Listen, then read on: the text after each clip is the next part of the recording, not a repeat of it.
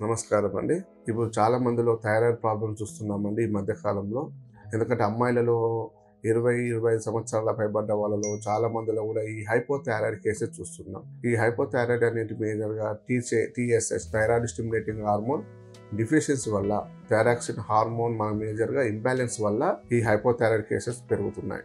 అంటే వాళ్ళకి మేజర్‌గా ఈ థైరాయిడ్ టాబ్లెట్స్ అనేది వాడుతూ ఉంటారండి. అంటే వాళ్ళు స్టార్టింగ్‌లో అమ్మాయిలు ఏంటంటే వాళ్ళు థైరాయిడ్ బయటపడింది అన్నప్పుడు వాళ్ళు కొంచెం టీఎస్హెచ్ 5 వరకు ఉండాలి. 7 ఉన్నా 8 ఉన్నా ఇమ్మీడియట్‌గా వెళ్ళడము, టాబ్లెట్ తెచ్చుకోవడం, వాడడం అనేది చూస్తుంటాం.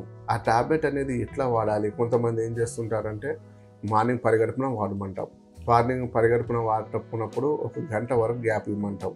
కానీ గంట గ్యాప్ ఇవ్వకుండా మనం హాఫ్ అన్ అవర్ 15 నిమిషాల్లోనే మనం ఫుడ్ తీసుకుంటూ ఉంటారు. అలాంటప్పుడు కూడా టాబ్లెట్ పనిచేయదు. అంటే కొంతమంది 2, 3 రోజులు మర్చిపోతారు. తర్వాత ఏం చేస్తుంటారు, డబుల్ డోస్ వేసుకుంటూ ఉంటారు టాబ్లెట్లు. దానివల్ల కూడా కొన్ని కాంప్లికేషన్స్ పెరుగుతాయి. ఇంకోటి ఏంటంటే టాబ్లెట్ కూడా మనం వాడి ఆ టాబ్లెట్ అడిక్ట్ అయిపోతాము. ఆ అడిక్ట్ అవ్వడం మూలంగా కొన్ని రోజులకు టాబ్లెట్ అనేది 50 ఎంజీ వాడాలనుకోండి, 50 ఎంజీ పనిచేయదు. ఇప్పుడు 100 ఎంజీసీ పెంచాలి.